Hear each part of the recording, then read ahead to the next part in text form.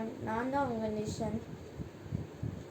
இந்த வீடியோவில் என்ன பார்க்க போகிறேன்னா, நான் வந்து ஒரு இம்பார்ட்டண்ட் இது சொல்ல போகிறேன்.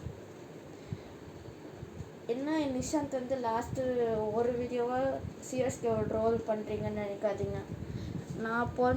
நான் பிறந்த ஊர் பெங்களூரு. 2 வருஷம் தான் இந்த பெங்களூரில். அதுக்கப்புறம் 8 வருஷமாக நான் வந்து நான் சென்னையில் தான் இருக்கேன். அப்போ நான் 2 ஊர்லேயும் நான் 2 டீமுக்கு சப்போர்ட் பண்ணுவேன்.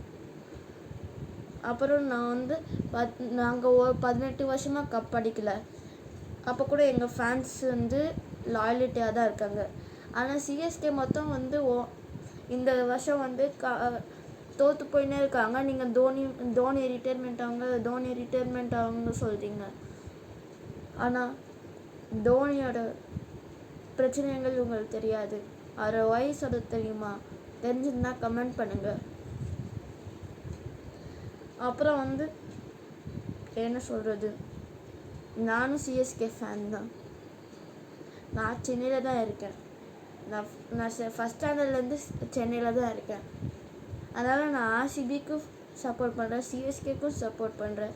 நான் காட் ப்ராமிஸாக சொல்கிறேன் இந்த வீடியோவில். நான் 2 டீமுக்கும் சப்போர்ட் பண்ணுவேன். எங்கள் அப்பார்ட்மெண்ட்டில் கூட இப்படி தான் ட்ரோல் பண்ணுவாங்க, கிண்டல் பண்ணுவாங்க. நான்லாம் ஒன்றும் நினைக்க மாட்டேன், அமைதியாக போங்க. நீங்கள் ஆர்சிபி ட்ரெஸ்ஸு போகும்போது கூட அமைதியாக போங்க, சிஎஸ்கே ட்ரெஸ்ஸு போடும்போது கூட அமைதியாக போங்க. நீங்கள் வந்து ஒரு நாள் கம்பேக் கொடுப்பீங்க. சிஎஸ்கே ட்ரெஸ்ஸு கூட போட்டு சொல்கிறேன். நான் சிஎஸ்கே இப்போ ட்ரெஸ்ஸு கூட போடுறேன். இப்போ ஹாப்பியா? நானும் சிஎஸ்கே ஃபேன் தான். அதனால் எங்கள் அப்பார்ட்மெண்ட்டில் பார்க்குறவங்க கூட வந்து நீங்கள் தப்பாக நினைக்காதீங்க.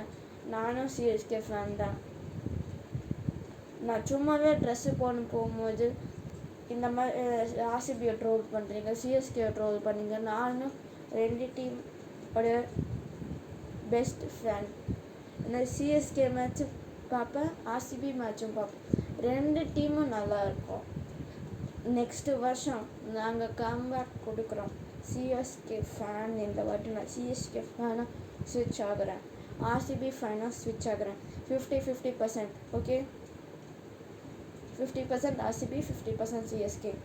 அவ்வளோதான். சிஎஸ்கே விசில் போடு, ஆர்சிபி அது சொல்லக்கூடாது.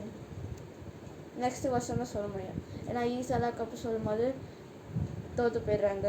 அதனால் இந்த வருஷம் வந்து ஆர்சிபி சொல்ல மாட்டேங்கிறாங்க, ஈஸாலா கப்பு சொல்ல மாட்டேங்கிறாங்க. ஆர்சிபிக்கு சிஎஸ்கேக்கு நெக்ஸ்ட் வருஷம் கப்பு கண்டிப்பாக பார்ப்பீங்க.